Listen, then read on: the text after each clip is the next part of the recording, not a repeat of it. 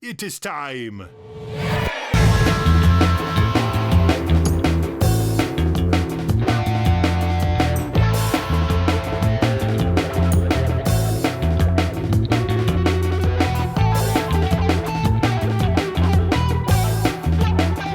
So 311, here's their song Down. You're listening to it here on Galaxy Jams Reacts.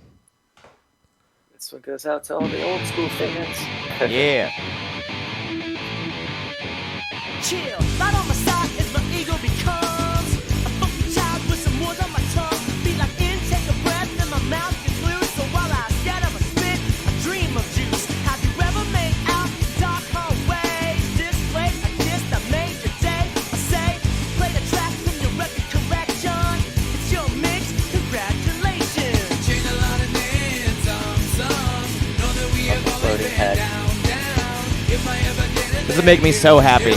just let me do it now.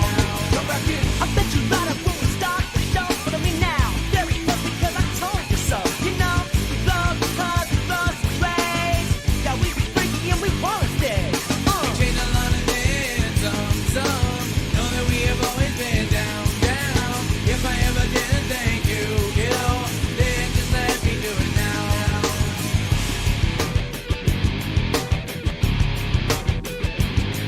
So young.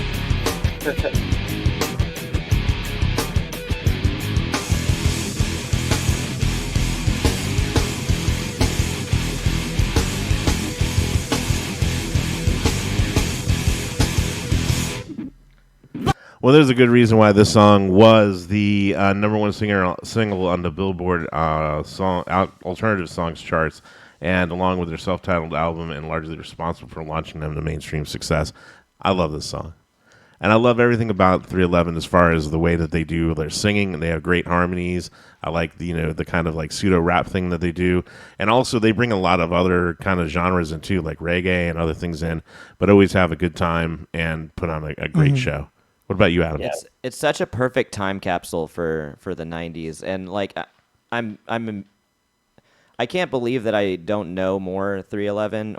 I'm that quintessential, like, my friends spoon fed me everything that I listened to. I was like, oh, I really enjoy you. You're cool. Like, what are you listening to right now? And this would fit right in the pocket with everything that young Adam would have been all about. And it's really just like, it's transporting me back to like that transition from middle school to high school for me. And I'm living for it. I like that's very specific, like rap singing, the muddy, like heavy guitar emphasis. Like we're watching this video in like the fisheye lens, and like all these fashion trends that are coming back around right now because we're looking back nostalgically on the 90s. Yeah. You know, it's great, and I think I'm feeling some of the things that Nathaniel you feel when you listen to this, because like this is like a sister band with any of the other bands I would have been into, and so I feel like I can kind of tap into that nostalgia.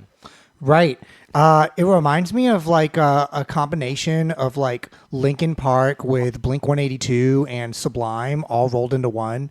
And what I really like stood out to me about this is how quickly they get into it. I mean, we're literally like a minute and a half or like a minute 45 into this thing, and they're already like in the second, go around, the second pass. I feel like of it's the going song. so fast. Yeah, and it's like, me and EJ, like when we would make an album together, it would be like a 7.5 minute song, and we would be agonizing over what part of our baby that we're going to cut to make it into a studio cut.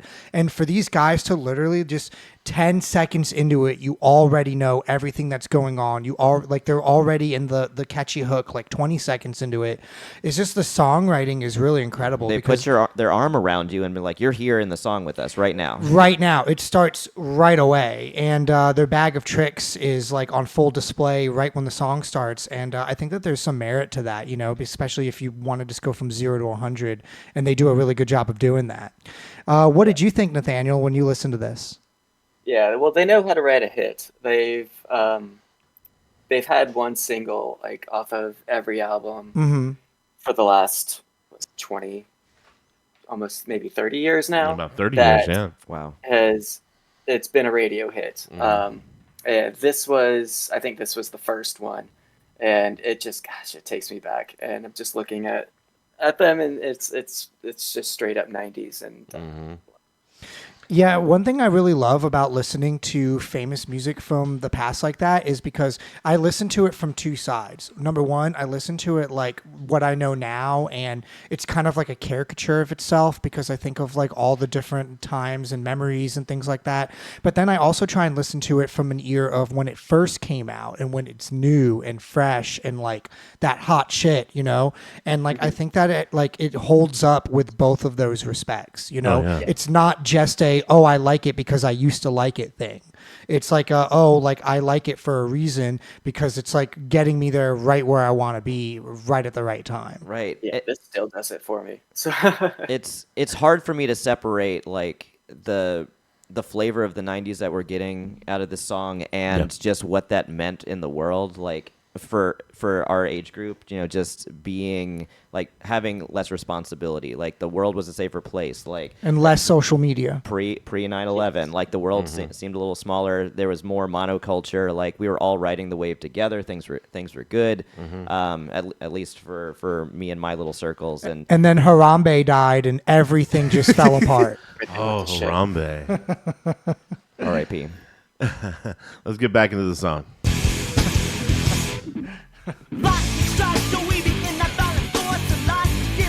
It sounds like Rage Against the Machine. Yeah, yeah, same. there you go. But not angry. The positive version. This is like someone like, smoke the joint, goddammit. Smoke it. And that little like overexposed like glow that everybody had in their videos. Look at those high budget effects. Yeah.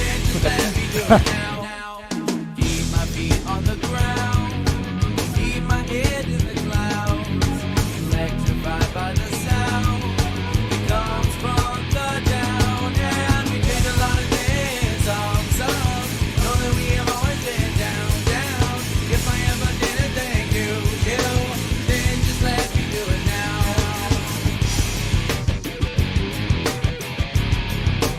Yeah, It's a headbanger. you had to know how to headbang.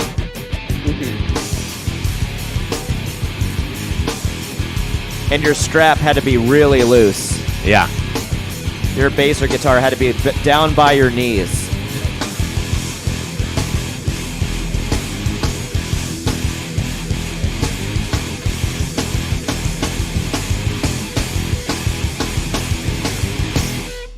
Yeah, it's just a crushing song, man, from beginning to end.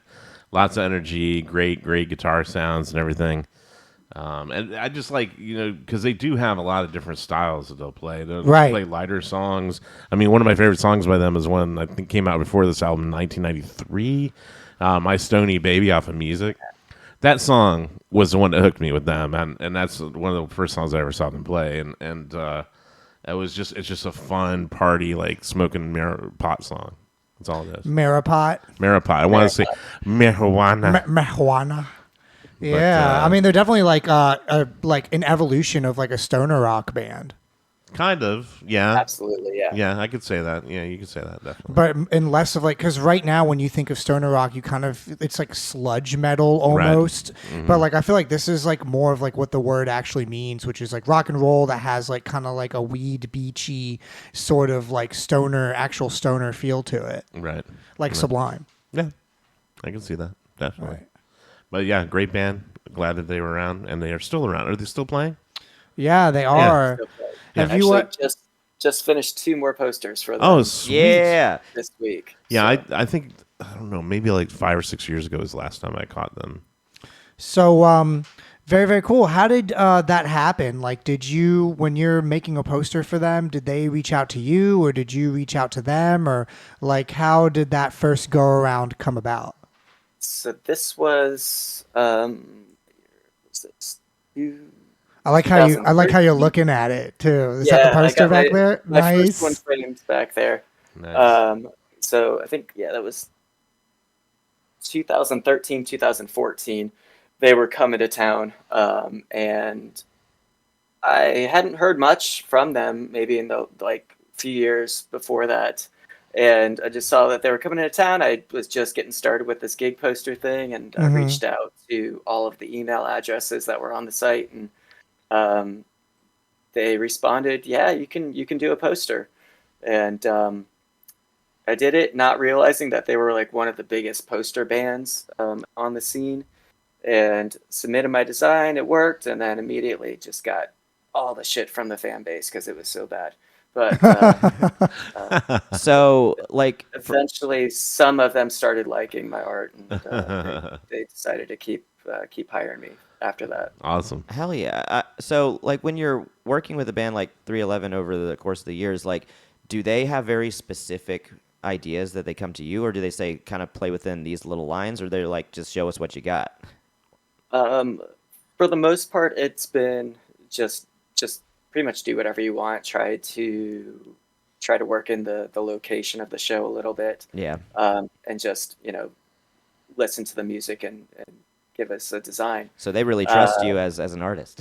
Yeah, which is amazing. They're one of, if not the best band to work for as far as like the creative side of things.